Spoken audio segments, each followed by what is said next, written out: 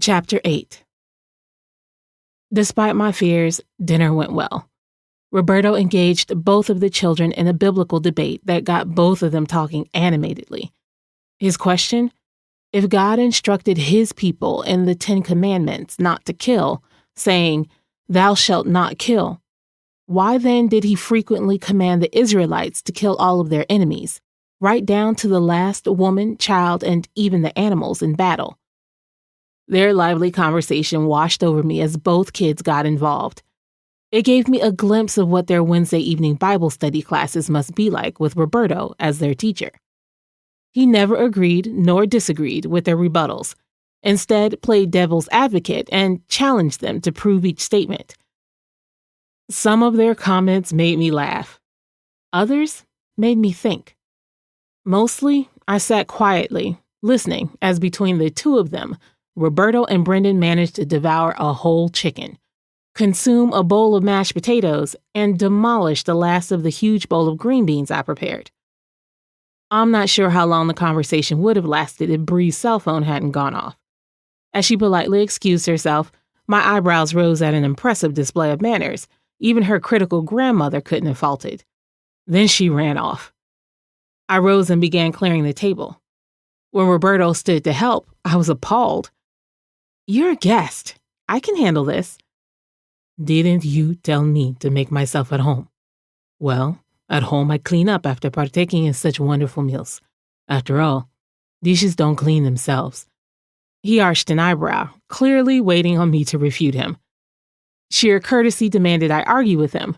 Guests do not clean, but my mother's words regarding relationships came back to me and caused me to hesitate. "Start off as you mean to continue," she always said. A man who didn't mind helping with the housework, and I was trying to discourage him? No, don't think so. So I shrugged and said, "Okay, I appreciate the assistance." He gave me a gorgeous smile full of even white teeth. For a moment, the beauty of it transfixed me, and then I forced myself to snap out of it. "Brendan, let's help your mom. Between the three of us, it shouldn't take but a moment." My son jumped to his feet and began to work. The man not only cleaned, but motivated others in my household to do so as well? I think I'm in love. I snorted and inwardly chuckled at the foolishness of my thoughts. With 3 hands helping, the work went amazingly fast. As I put the last dish in the cabinet, a glance at the clock revealed it was almost 8. "Good job, Brendan. Your mom trained you well." Roberto clapped him on the back, and my son preened at the praise, grinning and standing a bit taller. "It's getting late. If you have any homework, you better go get it done. That way the rest of your weekend will be free," I told him. "All right. I'm glad you came over for dinner, Brother Ortega. It was fun," Brendan said. "Call me Roberto." My son looked to me for permission. I didn't have a problem with young people calling adults by their first name if they were invited, but it might become an issue with the other youth of the church as they wondered what made my son so special that he got to do what they couldn't. "That's fine, Brendan. Just make sure you call him Brother Roberto when we're at church." Brendan gave him a great big grin. "Thanks, Roberto," he said, testing out the name. Roberto and I shared an amused look as my son walked off toward his room. "I'd better be going. It's getting late," Roberto stated and started for the door. I trailed behind so I could lock the door once he left. "Thanks for coming over. This was nice," I confessed. At the door, Roberto surprised me by pulling me outside with him and shutting it firmly behind us. I was sure he intended to kiss me and equally certain I wouldn't allow it. After my fiasco with Ronald, I'd promised God and myself from now on I'd do things his way, which meant complete and total celibacy until after marriage. I'd learned the hard way. I simply wasn't strong enough to handle touching and kissing without it leading to trouble. So my best bet was to avoid all of it. While I was mentally preparing my hands-off speech, Roberto tugged me by the hand over to his car and spun me around so that my back was against the front fender. Then he loomed over me, standing so close the tips of our toes touched. His dominant behavior caused me to question my no-kissing rule, sparking a hot internal debate between my conscience and my flesh. Personally, I blamed my reaction on all of those romances featuring alpha heroes I love to read. After all, who didn't love a strong, dominant male? Within reason, of course. Now that I have you alone, what happened today? Caught off guard, I stared stupidly. Excuse me? Roberto widened his stance and crossed his arms over his chest, causing his muscles to bulge. Right then, he appeared as large and immovable as the massive oak tree in my front yard. This morning, when I called, wanting to discuss a romantic relationship between the two of us, you blew me off. Then, at 3:30, not even 9 hours later, you called with a dinner invitation? Something had to have changed your mind. What was it?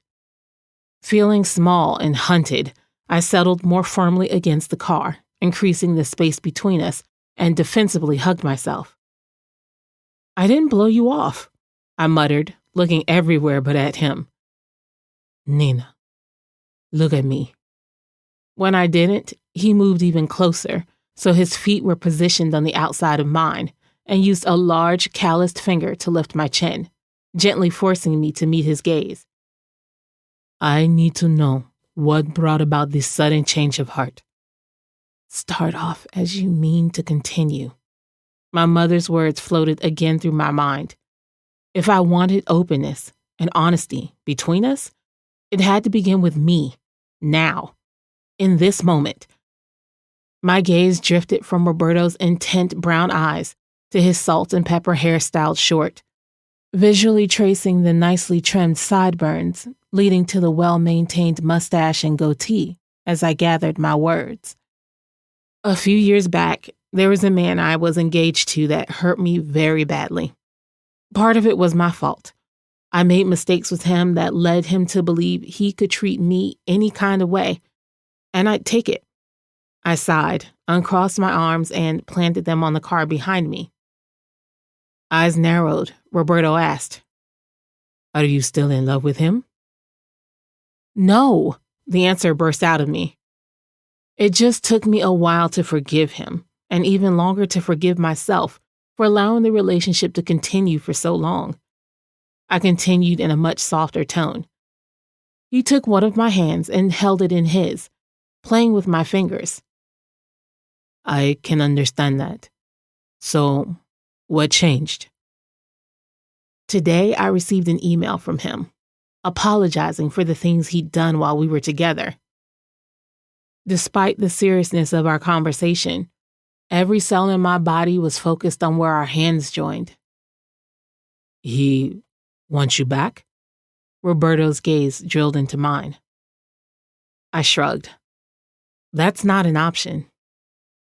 But if you've forgiven him. I was already shaking my head before his words trailed off. Forgiven, but not forgotten. I don't think I could go back even if God commanded me to, which he won't. I'd spent a lot of time on my knees before, during, and especially after the disastrous relationship that almost destroyed me.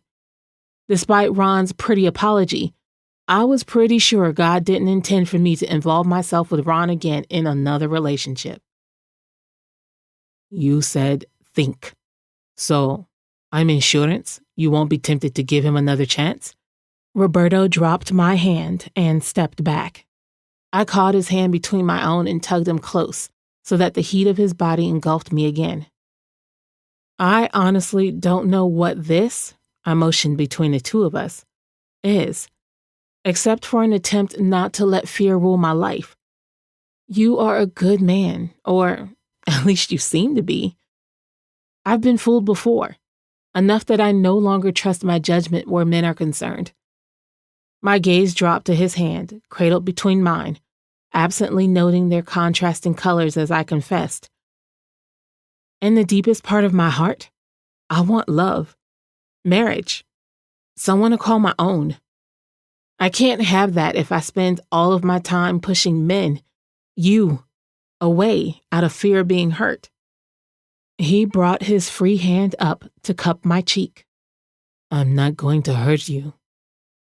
I met his stare. You can't promise that. Love hurts. The deeper the love, the greater the hurt. And I had a feeling that Roberto had the power to do great damage to my heart. If he were everything he was presenting himself to be, I would fall and fall hard. Pushing that thought to the back of my mind to review later, I focused on what I wanted to say. The email I received forced me to take a good look at myself, my life. It made me examine my heart. Though I'd been forgiven, I realized I was still punishing myself and would never completely heal until I allowed myself to move on. This next part was the hardest, and I forced myself to continue. I don't know exactly what you want from me, or if I can give it to you, but I'm willing to try. Roberto leaned forward and gave me a kiss I felt right down to my toes. We didn't touch anywhere, but his left hand on my cheek, his right hand I still held, and our lips, which he gently placed against mine. There was nothing carnal about it, but the emotional impact rocked me to my soul. When he pulled back, I felt tears burning my eyes. I want everything, but I'm willing to go slow and give it time. Then before I could gather my wits, he escorted me to the house and gently pushed me inside. I'll call you tomorrow. I stood gazing at the closed door, fingertip touching my lips with the knowledge my heart was in deep, deep trouble ringing inside.